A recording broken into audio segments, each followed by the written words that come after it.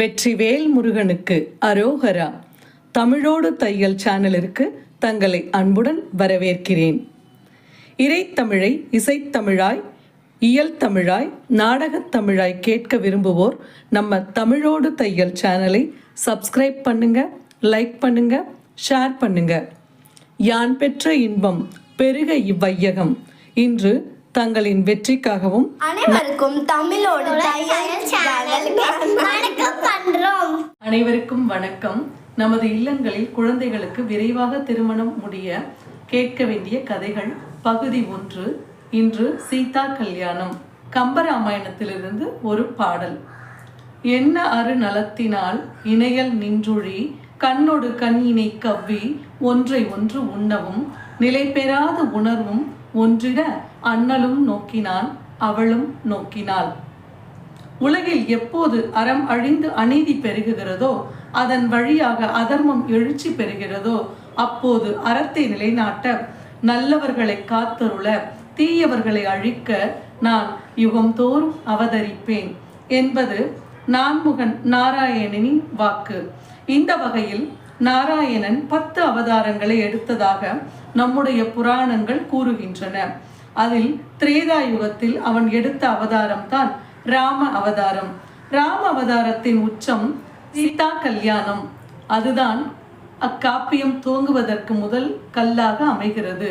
இறுதியில் ராமனது பட்டாபிஷேக திருவிழாவின் நிறைவோடு ராம அவதாரம் நிறைவேறுகிறது. காவிரி நாட்டின் வழமைக்கு ஒப்ப பெரிய நகரான அயோத்தியை தலைநகராக கொண்ட கோசல நாட்டு மாமன்னன் தயரதன் இவன்.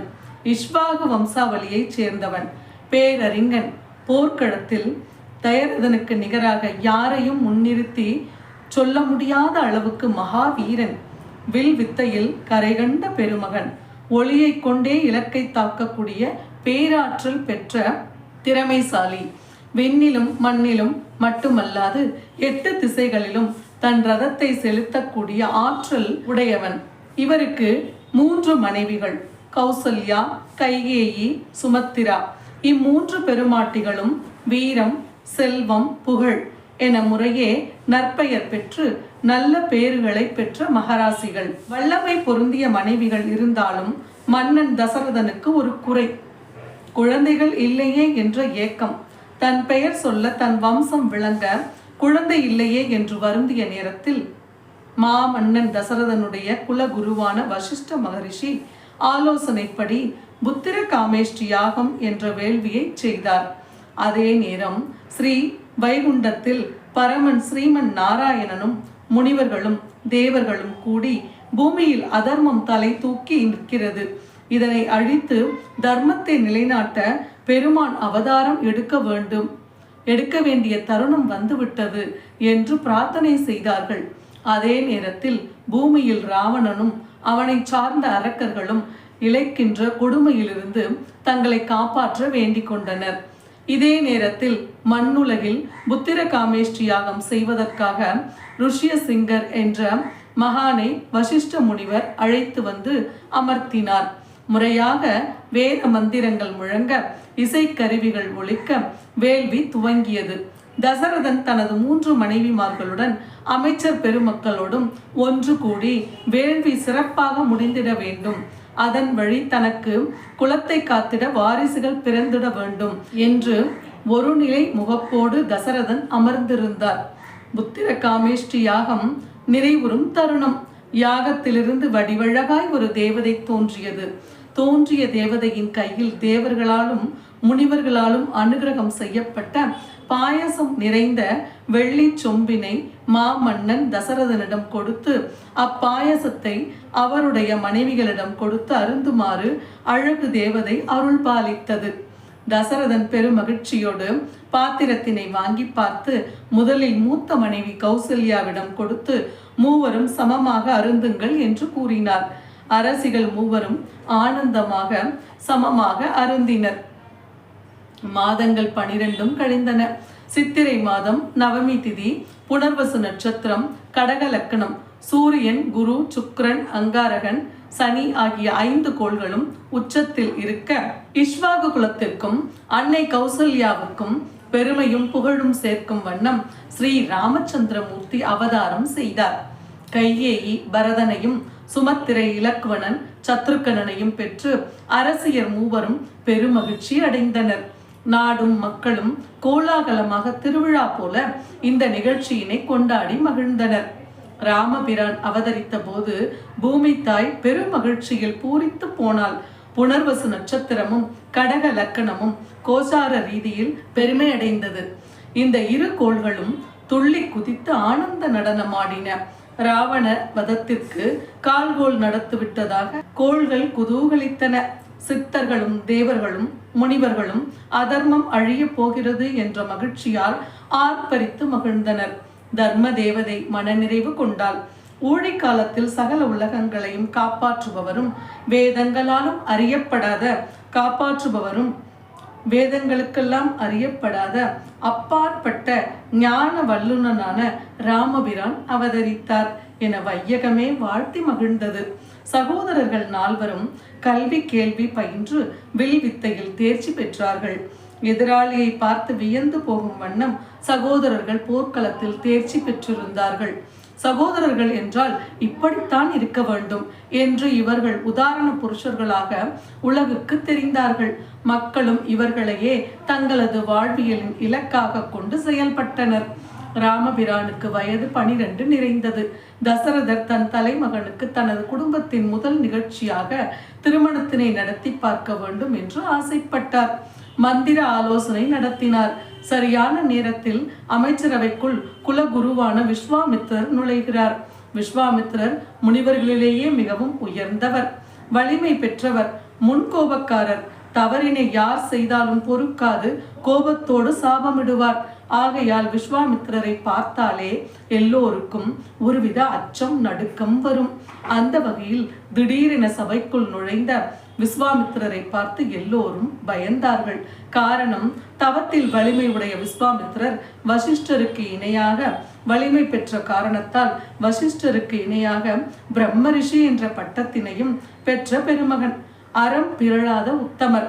சூரிய வம்சத்தைச் சேர்ந்த அரிச்சந்திர மாமன்னனை சோதனை செய்து பார்ப்பதற்காக அவனுக்கு பல துன்பங்களை இழைத்து அரிச்சந்திரனை அவன் மனைவி சந்திரமதியிடம் இருந்து பிரித்த வல்லமை உடைய மகரிஷி விஸ்வாமித்திரர். அதே சமயத்தில் தம்பதிகளை பிரித்த தோஷத்திற்காக ஒரு அரசகுமாரனுக்கு தானே முன்னின்று திருமணம் ஏற்பாடுகளை செய்திட வேண்டும் என்ற எண்ணத்தினை கொண்டவர். தனது மனதிற்குள் நீண்ட நாள் அசை போட்டு வந்த அந்த மாமுனிவர் விஸ்வாமித்திரர் இப்பொழுது அதனை நடத்தி வைக்க எண்ணினார். இந்த எண்ணத்தோடு தான் விஸ்வாமித்திரர் தசரதன் சபைக்குள் நுழைந்தார். நடக்க இருக்கின்ற நிகழ்ச்சிகளை எல்லாம் முன்கூட்டியே அறிகின்ற பேராற்றலை பெற்றவர்கள் மகரிஷி. என்றாலும் கூட இறை ஆணைக்கு கட்டுப்பட்டு சபைக்குள் நுழைந்த விஸ்வாமித்திரர் ஒன்றும் அறியாதவராய் தசரத மாமன்னன் மந்திர ஆலோசனையில் என்ன விவாதித்துக் கொண்டிருக்கிறார் என்று வினவினார் விஸ்வாமித்திரர். தசரதன் விஸ்வாமித்திரருடைய வருகையை பெருமகிழ்ச்சியோடு வரவேற்று, முனிவர் பெருமானே, தாங்கள் பேரவைக்கு வருகை தந்ததும் தங்களது திருவடிகள் இவ்வரண்மனையில் பதிந்ததும் நாங்கள் செய்த புண்ணியம், எங்கள் முன்னோர்கள் செய்த புண்ணியமும் கூட. மகரிஷியின் தேவை எதுவாக இருந்தாலும் தசரதன் மாமன்னன் நிறைவேற்றி தருவதற்காக கடமைப்பட்டுள்ளேன் என்று தசரதன் தலை குனிந்து பதிலளித்தார். விஸ்வாமித்திரர் தாம் ஒரு வேள்வி செய்ய நீண்ட நாட்களாக சங்கல்பம் செய்து கொண்டு யாகம் செய்ய முயல்கின்ற வேளையில் அந்த யாகத்தை செய்ய முடியாமல் சுபாகு மாரிசன் என்ற இரு மாய அரக்கர்கள் ஊறு விளைவித்து தடை செய்கிறார்கள். நான் யாக தீட்சை பெற்றிருப்பதால் அக்கொடியவர்களுக்கு சாபமிட முடியவில்லை. ஆனாலும் அவ்விரு அரக்கர்களும் வல்லவர்கள், கொடியவர்கள், அவர்களை அழித்திட வேண்டும் என்று கூறிய விஸ்வாமித்திரர், மாமன்ன, அவ்விரு அரக்கர்களையும் அழித்திட நீதான் உதவி செய்ய வேண்டும். அதற்கு அப்பணியினை செய்திட உன்னிடம் ஒரு உதவி கேட்கப் போகிறேன். உன்னுடைய புதல்வன் ராமன் அறத்தின் வடிவினன், கல்வி கேள்விகளில் தலை சிறந்தவன், போர்க்களத்தில் நுணுக்கங்களே கற்றறிந்தவன். சுருக்கமாக சொன்னால் அவன் ஒரு மகாத்மா என்று அறிவேன். நான் மட்டும் அல்ல, வசிஷ்டரும் அறிவார். ராமனை என்னுடன் அனுப்புவதால் அவனுக்கு எவ்வித கேடும் வராது, நன்மையே உண்டாகும். தலைமகன் என்று சிந்திக்காமல் தயக்கம் ஏதுமின்றி ராமனை என்னுடன் அனுப்பு என்றார் விஸ்வாமித்திரர். தசரத மாமன்னன் தன் இரு கைகளையும் தலைமேல் வைத்து பேரிடி பாய்ந்தது போல பயந்து விக்கி போய் விதிர்த்து மகரிஷியை நோக்கி கரம் குவித்து சொன்னார். மகரிஷியே, வேல் பாய்ந்து புண்ணில் தீப்பந்தத்தால் சுடுவது போல சூடான வார்த்தைகளை உதிர்த்து விட்டீர்களே. பெருமானே, ஒரு குருடனுக்கு திடீர் பார்வை வந்தபோது அப்பார்வை அடுத்த நொடியிலேயே பொய்யாக போய்விட்டால் எவ்வாறு தவித்து புலம்புவானோ அந்த புலம்போலை இப்போது எனக்கு தந்து விட்டீர்களே. மகரிஷியே, ராமன் சிறுவயது பிள்ளை, போர்க்களத்துக்கு போகாத சிறுவன், சின்னஞ்சிறு பிள்ளை. இதுவரை அவன் அரக்கர்களையும் பார்த்ததில்லை. மகரிஷியே, உங்களிடம் பணிவான வேண்டுகோள் ஒன்று வைக்கிறேன். உங்களுக்கு வேண்டியது உங்களின் யாகம் வெற்றி பெற வேண்டியது, அவ்வளவுதானே. அதற்கு நான் பொறுப்பு. நான் முன் நின்று என் படைகளோடு வந்து அவ்வரக்கர்களை அழித்து வேள்வியை சிறப்பாக நடத்திட வழிவகுக்கிறேன் என்று தசரத மன்னன் முனிவரிடம் புலம்பி கூறினான். இதை கேட்ட மகரிஷி, மன்னா, எனக்கு என்ன தேவையோ அதை நீ நிறைவேற்றி தருவதாக வாக்குறுதி தந்துள்ளாய். எனக்கு வேண்டியதெல்லாம் ராமன் என்னுடன் வர வேண்டும். நீயோ அல்லது உன் படைகளோ எனக்கு தேவையில்லை. என்னோடு ராமனை மறுமொழி கூறாது அனுப்பிவை என்று முனிவர் மன்னனிடம் கூறினார். மீண்டும் தசரதன் தன் இரு கைகளையும் தலைமேல் கூப்பி, மகரிஷியே, உங்கள் திருவடிகளில் விழுந்து கேட்கிறேன், மன்னிக்க வேண்டும். என் மகன் ராமனுக்கு போர் செய்கின்ற அளவுக்கு வயது பத்தாது. அவன் விளையாட்டு பிள்ளை. அவனை பிரிந்து என்னால் ஒரு நிமிடம் கூட உயிர் வாழ முடியாது. எனவே அவனை நான் உங்களோடு அனுப்ப இயலாது என்று கூற விஸ்வாமித்திரருக்கு கோபம் வந்துவிட்டது. விஸ்வாமித்திரரின் கண்கள் தீ பிழம்பு போல் எரிந்து கோபத்தோடு, நன்று தசரதா, உனது எண்ணம் எனக்கு புரிந்துவிட்டது. ராமனோ நீயோ அல்லது உன் படைகளோ எனக்கு தேவையில்லை. ஆனாலும் ஒன்றை மட்டும் நினைவில் வைத்துக்கொள். சொன்ன சொல்லை மறவாதவர்கள் இஷ்வாக வம்சத்தினர் என்ற நற்பெயரை நீ கலங்கப்படுத்தி விட்டாய். நான் வருகிறேன் என்று விஸ்வாமித்திரர் புறப்பட்டார். இக்காட்சிகளை எல்லாம் தசரத மாமன்னனின் குலகுருவான வசிஷ்ட மாமுனிவர் அமைதியாக பார்த்து கொண்டிருந்தார். விஸ்வாமித்திரரின் கோபம் தசரத மகா சக்கரவர்த்திக்கு கேடு விளைவிக்க கூடும் என்று அஞ்சி தசரத மாமன்னனை பார்த்து, அரசே, விஸ்வாமித்திரர் மாமுனிவர், முற்றும் முழுவதுமாக உணர்ந்தவர், முன்னும் பின்னும் என்ன நடக்கும் என்பதை நன்கு உணர்ந்தவர். நன்மைகள் நடக்கும் என்று உறுதியாக தெரிந்தால்தான் ஒரு காரியத்தில் இறங்கவும் செய்வார். மந்திரங்களும் அஸ்திர நுணுக்கங்களையும் நன்கு உணர்ந்தவர், ஏராளமாக அதிலும் கற்றறிந்தவர். எனவே ராமனை மகரிஷியோடு அனுப்புவது நல்லது. ராமனுக்கும் நமது நாட்டுக்கும் உனது குலத்துக்கும் நன்மையே விளையும். அந்த நல்ல வாய்ப்பினை உனது புத்திர பாசம் என்ற தடுப்பு சுவர்களால் தடுத்து விடாதே. தசரத மாமன்னன் கொடுத்த வாக்கினை காப்பாற்றாமல் போய்விட்டான் என்ற நாளைய தலைமுறை உன்னை பழிக்க இடம் கொடுத்து விடாதே. தயங்காத ராமனை முனிவரோடு அனுப்பு, இது குலகுருவின் ஆணை என்றார். தசரதன் ஆணைக்கு கட்டுப்பட்டு ராமனையும் இலக்குமணனையும் விஸ்வாமித்திரரோடு அனுப்பி வைத்தான். விஸ்வாமித்திரர் குழந்தைகளை அழைத்து கொண்டு காட்டிற்கு சென்றார். குழந்தைகளுக்கு பசி, தாகம், அயற்சி, களைப்பு, வியாதி முதலியன உண்டாகாதபடி பலா அதிபலா என்ற 2 மந்திரங்களை உபதேசித்தார். செல்லுகின்ற இடமெல்லாம் வனப்புகளையும் அழகுகளையும் மகத்துவங்களையும் விஸ்வாமித்திரர் குழந்தைகளுக்கு போதித்து வந்தார். காட்டின் நடுவே காமாசரமம் என்ற ஒரு இடத்தினை குழந்தைகளுக்கு சுட்டிக்காட்டி அவ்விடத்தில் சிவபெருமான் தவம் செய்ததையும் அவருடைய தவத்தினை மன்மதன் கலைக்க முற்பட்டதையும் பிறகு அவன் உடம்பு அழிந்ததையும் கதையாக விவரித்தார். தாடகா என்ற வனப்பகுதியின் வழியாக செல்லுகின்ற போது தாடகை என்ற ஒரு அரக்கி இருப்பதாகவும் அவள் இங்குள்ள முனிவர்களையும் மக்களையும் துன்புறுத்தி வருவதாகவும் அவளை வதம் செய்ய வேண்டிய பொறுப்பு இப்பொழுது உன் கையில் இருக்கிறது என்று சொல்லிக் கொண்டிருக்கின்ற பொழுதே தாடகை என்ற அரக்கி கோரமாக சிரித்து தன் மாயையால் தான் இருக்கும் இடம் தெரியாதவாறு மறைத்து கொண்டு அவர்கள் மீது பாறைகளை எடுத்து வீசினாள். ராமன் இச்செய்கைகளை செய்பவள் ஒரு பெண், அரக்கி, மகளிர் இனத்தை சேர்ந்தவள். அவளை கொல்லுவது பாவம், அநீதியும் கூட. அவளை விட்டுவிடலாமா என்று யோசித்த வேளையில் விஸ்வாமித்திரர் ராமனிடம், நன்மைகள் வளர வேண்டுமானால் தீமைகள் அழிக்கப்பட வேண்டும். எனவே தாடகையை நீ வதம் செய்வதால் புண்ணியம் செய்தவன் ஆவாய் என்று கூறினார். முனிவரின் வாக்கிற்கு அடிபணிந்து தாடகையை ஒரே அம்பால் ராமன் வீழ்த்தினான். விண்ணிலே இருந்து தேவர்கள் ராமன் மீது பூச்சொரிந்து வாழ்த்தினார்கள். தேவேந்திரன் புடை சூழ வந்து ராமனை வாழ்த்தி விஸ்வாமித்திரிடம் ராமனுக்கு இன்னும் பல அதிநுணுக்கமான அஸ்திரங்களையும் நுணுக்கங்களையும் போர் வழிமுறைகளையும் கற்றுக் கொடுக்குமாறு வேண்டிக் கொண்டனர். அதன் வழியே ராமனுக்கு விஸ்வாமித்திரர் சாஸ்திரங்களையும் மந்திரங்களையும் போர் பயிற்சிகளையும் உபதேசித்து பயிற்றுவித்தார். பிறகு அவர்கள் அங்கிருந்து சித்தாசிரமத்திற்கு அடைந்தார்கள். அந்த இடம்தான் விஸ்வாமித்திரர் யாகம் செய்ய தேர்ந்தெடுக்கப்பட்ட இடம். அது திருமால் வாமன அவதாரம் செய்வதற்கு முன் தவம் செய்த இடம். அந்த இடத்தில்தான் விஸ்வாமித்திரர் யாக தீட்சை செய்து கொண்டார். வேள்வி துவங்கியது. ராமனும் இலக்குவனும் வில்லேந்தியபடி வேள்விக்கு காவலாக நின்றனர்.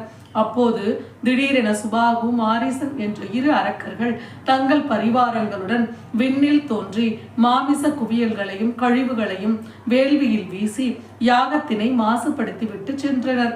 ராமனும் இலக்குவனும் தங்களுடைய பானங்களால் அவர்களுடைய முயற்சிகளை தோற்கடித்தார்கள். வேள்வி நல்ல வண்ணம் நிறைவேறியது. விஸ்வாமித்திரருக்கு மிகுந்த மகிழ்ச்சி. ராமனுக்கும் இலக்குவனுக்கும் பாராட்டு. யாகம் வெற்றி அடைந்த பூரிப்பில் விஸ்வாமித்திரர் அண்ணன் தம்பி இருவரையும் அழைத்து கொண்டு மிதிலை நகருக்கு செல்ல விரும்பினார். அந்த நேரத்தில் மிதிலை நகரம் திருவிழா கோலம் பூண்டிருந்தது. வீதிகள் தோறும் மாட மாளிகைகள் தோறும் அலங்கரித்து கோலாகலமான காட்சியில் மக்கள் குதூகலித்துக் கொண்டிருந்தனர். காரணம், ஜனக மகாராஜன் தம் புதல்வியான சீதையின் திருமணத்திற்காக ஒரு சுயம்பரத்திற்கு ஏற்பாடு செய்து கொண்டிருந்தான். விஸ்வாமித்திரர் இருவரையும் அழைத்து கொண்டு மிதிலைக்கு செல்லுகின்ற வழியில் கௌதம முனிவர் ஆசிரமத்திற்கு சென்றார். தேவலோகத்து இந்திரனால் வஞ்சிக்கப்பட்டு தன் கணவர் கௌதம முனிவர் சாபத்திற்கு உள்ளாகிய அகல்யையே அங்கு கல்லாகி கிடந்தாள்.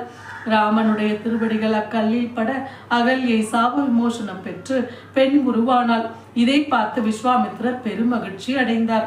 ஜனக மகாராஜர் விதேக நாட்டு மன்னன் மிதிலாபுரியை தலைநகராக கொண்டு சீரோடும் சிறப்புமாக ஆட்சி புரிந்து வந்தார். வேத சாஸ்திரங்களையும் முறையாக பயின்ற பெருமான் ஆட்சி முறையிலும் சமூகத்திலும் மிகுந்த அக்கறை எடுத்து கொண்டவர். பரிபக்குவ நிலையினை அடைந்த உத்தமர். அவருக்கு புத்திர பாக்கியம் இல்லை.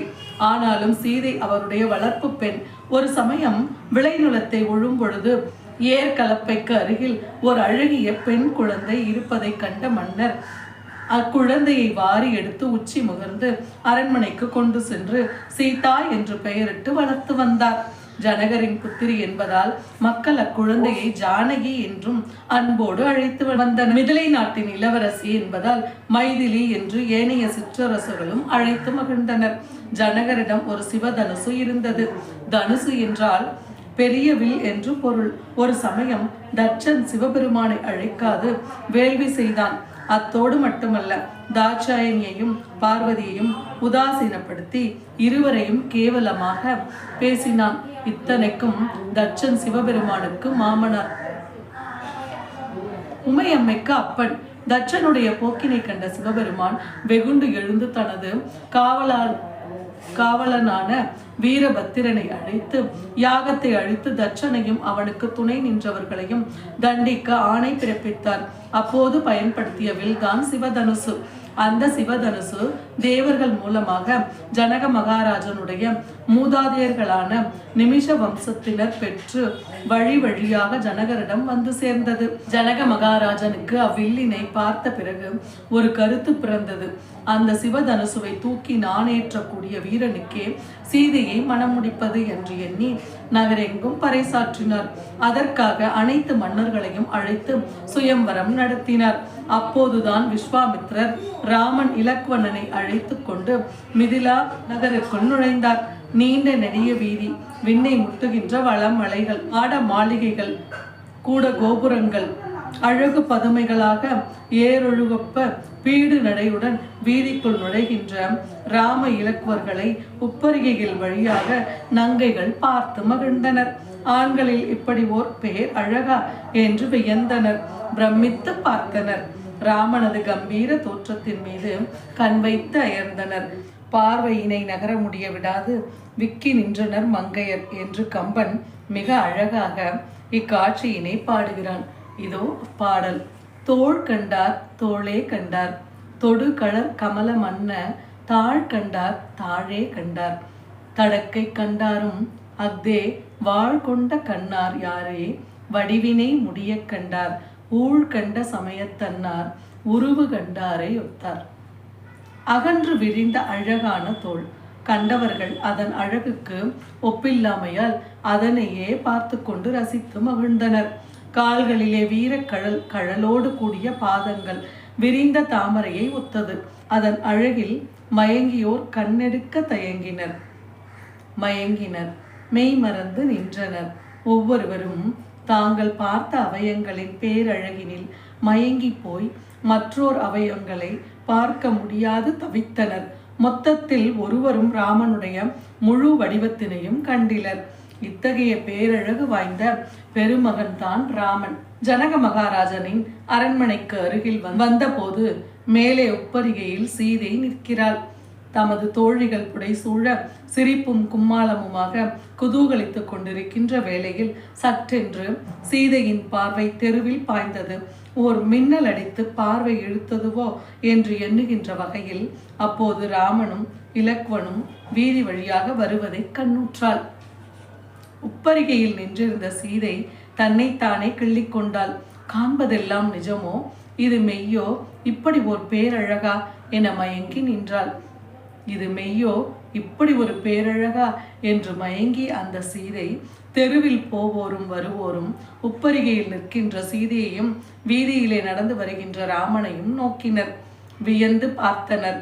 இது வல்லவோ ஒரு சரியான இணை என்று மகிழ்ச்சி வெள்ளத்தில் குதூகலித்தனர். ராமனுடைய வடிவழகை காண்பதற்கு சீதைக்கு 1000 கண்கள் வேண்டும். முல்லைக்கொடி போன்ற சீதையின் பேரெழிலின் அழகை காண ராமனுக்கு 1000 கண்கள் வேண்டும். அவன் இலக்குவனது அழகு மட்டும் சளைத்ததா என்ன? இந்த புதல்வர்களையும் பெறுவதற்கு இந்த புவி தவம் செய்திருக்க வேண்டும்.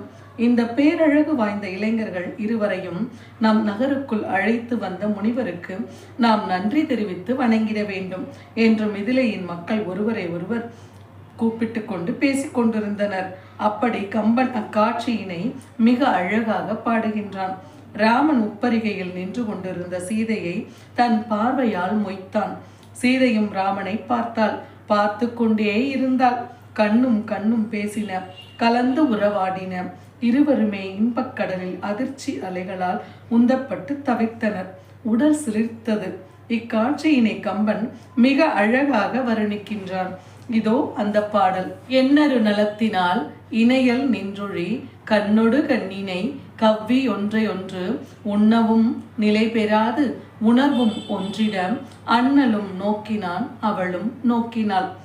முனிவர் முன்னே செல்ல அழகு தேர் அசைந்து சென்றதோ என்று எண்ணுகின்ற வகையில் மூத்தவனும் இளையவனும் அவரை பின்தொடர்ந்தனர். மேலே சீதை காதல் வயப்பட்டு தவித்த நிலை. தன் தாபத்தை மோகத்தை தன் தோழிகளிடம் பகிர்ந்து கொண்டாள். இப்போது தெருவழியே நடந்து சென்றவனை பார்த்தது முதல், அடி தோழி, என்னிடம் இயல்பாக குடிகொண்டிருந்த அச்சம், நாணம், மடம், அழகு, அறிவு போன்றவையெல்லாம் எங்கேயோ ஓடி போய் விட்டனவே. நான் என் செய்வேன்? என் கண் வழியே புகுந்து எல்லாவற்றையும் இல்லை என்னையும் என் மனத்தினையும் சேர்த்து எடுத்து சென்று விட்டவன் யாரடி தோழி என்று புலம்பினாள் சீதை. தோழி இந்திர நீல ரத்தினம் போல கருமையான சரீரமும் முழு நிலவு போன்ற திருமுகமும் நீண்ட கைகளும் உயர்ந்த விரிந்த தோள்களும் மிகவும் அழகுதான். இல்லை அழகோ அழகு. ஆனாலும் அவைகளை விட அவனுடைய முகத்தில் தவழுகின்ற புன்சிரிப்பு என் உயிரையே கொண்டு போய் விட்டதடி. நான் என் செய்வேன் என்று சீதை புலம்புவதாக கம்பன் எழுதியிருக்கின்றான். விஸ்வாமித்ரர் ராமன் இலக்குவனை அழைத்து கொண்டு ஜனகரின் அரண்மனைக்குள் நுழைகிறார். ஜனகர் முறைப்படி அரசு மரியாதையோடு உபசரித்து வரவேற்கின்றார். இளைஞர்கள் இருவரின் பேரழகில் மயங்கிய ஜனக மகாராஜன் மகரிஷியை பார்த்து, முனி புங்கவரே, வீரமும் பராக்கிரமும் பேரழகும் கொண்ட இந்த இரு இளவரசர்கள் யார் என்று கேட்டார். விஸ்வாமித்ரர், ஜனகரே, உலகமே போற்றுகின்ற அயோத்தி மாமன்னன் தசரத மகா சக்கரவர்த்தியின் திருக்குமாரர்கள் இவர்கள். கல்வி கேள்விகளில் சிறந்தவர்கள், வில் வித்தை, போர் பயிற்சி போன்றவற்றில் வல்லவர்கள். வழியில் தாடகை சுபாகு என்ற மாய அரக்கர்களை கொன்று குவித்தார்கள். இவர்களது வீரத்தினை கண்டு மாரீசன் கடல் எல்லைகளை எல்லாம் தாண்டி ஓடிய வரலாறு இவர்களது வீரத்திற்கு ஒரு எடுத்துக்காட்டு. ராமனுடைய திருப்பாதம் பட்டு கல்லாக இருந்த அகல்யை சாப விமோசனம் பெற்று கன்னியாக மாறினாள். குறிப்பாக உங்களிடம் இருக்கும் சிவதனுசை பார்ப்பதற்காகவே ராமனை இங்கு அழைத்து வந்திருக்கிறேன் என்று விஸ்வாமித்திரர் கூறினார். ராமனது பெருமைகளை விஸ்வாமித்திரர் வாயிலாக கேட்ட ஜனகர் மகிழ்ச்சி அடைந்தார். தன் மகள் சீதைக்கு ஏற்ற மணாளன் ராமனோ என்று முடிவெடுத்தார். ஆனாலும் ஒரு தயக்கம். தான் ஏற்கனவே அறிவித்தபடி சிவதனுசுவை யார் வளைத்து அம்பு எய்துகின்றார்களோ அவர்களுக்கு தானே மனம் முடித்து கொடுக்க வேண்டும் என்று எண்ணிய போது அவருக்கு ஒரு அச்சம் உண்டாயிற்று. ராமன் சிவதனுசை வளைக்காமல் போனால் இந்த திருமணம் நின்று போகுமே என்று ஏங்கிய நிலை அவரது முகக்குறியில் காட்டியது. இதை கண்டு விஸ்வாமித்திரர், மன்னா, தயக்கம் வேண்டாம். உன்னுடைய மன உளைச்சலை நான் நன்கு உணர்வேன். கவலைப்படாதே. சிவதனுசுவை எடுத்து வளைத்து அம்பு எய்துவது உறுதி. அவன் நான் ஏற்றி சீதையை கைப்பிடிப்பான், இது உறுதி என்று சொன்னார். ஜனகன் மெதுவாக ஏவலர் பக்கம் திரும்பினார். மன்னன் கண் அசைவினை கண்டு வீரர்கள் சிவதனுசு வைக்கப்பட்டிருந்த பெரிய சக்கர வண்டியை இழுக்க முடியாமல் பலர் ஒன்று கூடி இழுத்து வந்தனர். அமைச்சர் அவை கூடியது. மக்களும் நிரம்பினர். வண்டியில் வந்த சிவதனுசுவை கண்டு மிரண்டனர். ராமனை பார்த்து, இவ்விளைங்கனா இத்தகைய பெரிய வில்லினை எடுத்து நிறுத்த முடியும்? பாவம், அறியா பருவ குழந்தைக்கு அநியாயமாக தண்டனை தருவது போன்று இச்செயலை செய்ய சொல்லுவது பேதமை, நியாயமற்றது, தேவையற்றது என்றெல்லாம் ராமனுக்கு பரிவாக பொதுமக்கள் முணுமுணுத்து கொண்டிருந்தனர். பலர் இழுத்து வந்த பெட்டியினுள் சிவதனுசுவை ராமன் பார்த்தான். அடுத்த பார்வை விஸ்வாமித்திரர் மேல் விழுந்தது. விஸ்வாமித்திரர் புன்னகை புரிந்து தலையசைத்தார். ராமன் எழுந்து பெட்டியினுள் இருக்கும் சிவதனுசுவை வணங்கி நின்றார். அதன் நடுவில் தன் கைப்பிடியை இறுக்கி அப்படியே தூக்கி நிறுத்தி நொடி பொழுதில் நாணேற்றினார். அவையினர் அனைவரும் அதிர்ச்சிக்குள்ளாயினர். அனைவரும் கண்ணையராதி காட்சியினை பார்த்து நிலை குலைந்து போனார்கள். நான் ஏற்றிய போது இடி என முழங்கிய ஓசையோடு சிவதனுசு இரண்டாக முறிந்து விழுந்தது. மக்கள் குதூகலித்தனர். ஜனகன் மகிழ்ந்தான். விஸ்வாமித்திரர் ராமனுக்கு ஆசி வழங்கினார். இக்காட்சியினை கம்பன் மிக அழகாக வருணிக்கின்றான். ராமன் சிவதனுசுவை உயர்த்தி பிடித்த போது தம்முடைய இஷ்வாக வம்சத்தின் குலப்பெருமையை உயர்த்தினான். நான் கயிற்றை இழுத்த போது வடிவழகி சீதை நல்லாளின் மனதை சுண்டி இழுத்தான். அவள் அந்த வில்லை மாத்திரம் உடைக்கவில்லை, சுயம்பரத்திற்கு வந்த அனைத்து மன்னர்களின் கர்வத்தினையும் வீரத்தினையும் உடைத்து தகர்த்தார் என்று பேசும் கம்பராமாயணம். இறைவனோடு சக்தி சேருகின்ற தருணம் இனி ராவணவதம் விரைவில் ஏற்படும் என்று விண்ணில் இருக்கின்ற தேவர் பெருமக்கள் எல்லாம் பூமாறி பொழிந்தனர். பெருமகிழ்வில் திளைத்த ஜனகர் சீதையை ராமனுக்கு திருமணம் செய்து வைப்பதற்கு இசைவு தெரிவித்தார். விஸ்வாமித்திரர் மகரிஷியுடன் கலந்தாலோசித்து அமைச்சரவை ஒப்புதலோடு முறையாக தசரத மன்னனுக்கு மிதிலையிலிருந்து ஜனகன் செய்தி அனுப்பினான். செய்தி கேட்டு தசரதர் உள்ளம் பூரித்தார். தமது மனைவிகளோடும் குமாரர்களோடும் குலகுரு வசிஷ்டர், அமைச்சர் சுமந்திரர், அமைச்சரவை பெருமக்கள், சான்றோர் பெருமக்கள், ராஜ பிரதானிகள், 4 வகை சேனைகள் பரிவாரங்களோடு தசரதர் மிதிலைக்கு புறப்பட்டார். ஜனகர் சீதையை ராமருக்கும் தமது இளைய மகள் ஊர்மிளையை இலக்குவனுக்கும் திருமணம் செய்து வைக்க ஆசைப்பட்டார். விஸ்வாமித்திரரும் வசிஷ்ட மகரிஷியும் கலந்தாலோசித்து ஜனகரிடம் அவருடைய இளைய சகோதரர் குசத்வஜரின் அழகு மகளாகிய மாண்டவியையும் கிருதகீர்த்தியையும் முறையே பரதனுக்கும் சத்ருக்கணனுக்கும் திருமணம் செய்து வைக்குமாறு யோசனை தெரிவித்தார்கள். திருமணத்திற்கு முன்பு இரு வீட்டாரும் தங்களது குலப்பெருமையையும் அரச பாரம்பரிய வம்ச வழியில் வந்த முன்னோர்களின் பெயர்களையும் சொல்லி விளக்குவது அன்றைய வழக்கம். அதன்படி வசிஷ்ட மகரிஷி இஷ்வாக வம்சத்தின் வம்சாவளியை எடுத்து சொன்னார்.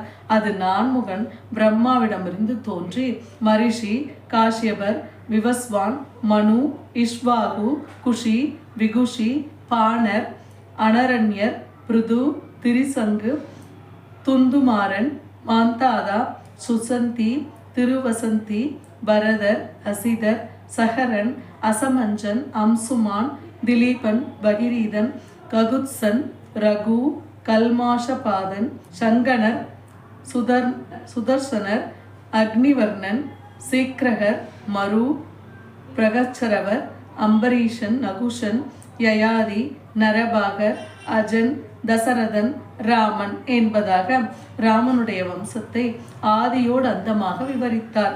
ஜனகர் தமது வம்சத்திற்கு நிமி என்பவர்தான் மூலம் என்றும் அதனால் தமது வம்சத்திற்கு நிமி வம்சம் என்று பெயர் வந்தது என்றும் கூறினார். அவருடைய புத்திரர் மிதி என்பவர்தான் மதிலாபுரியை உருவாக்கினார்.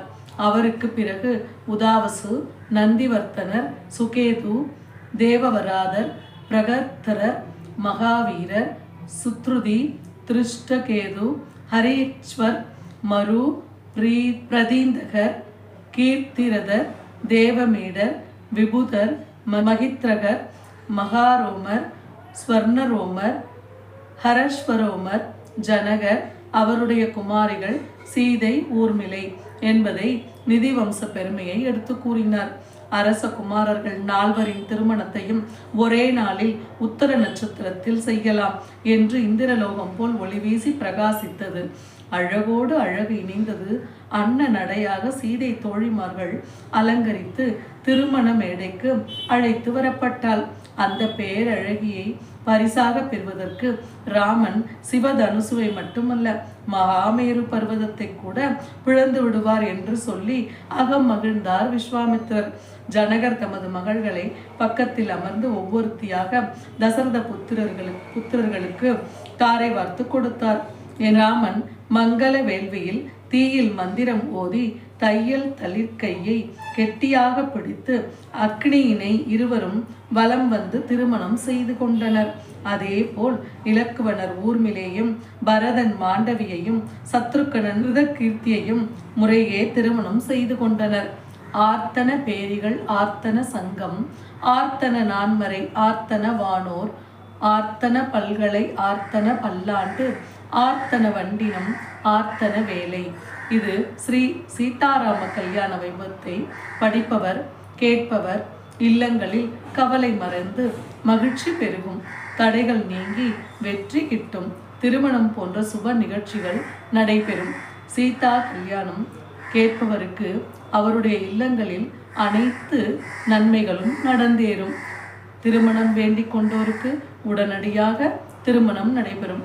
மற்றும் பிற வேண்டுதல்களை உடையவர்களுக்கும் ராமரும் சீத்தையும் அனைத்து பாக்கியங்களையும் தருவார்கள்.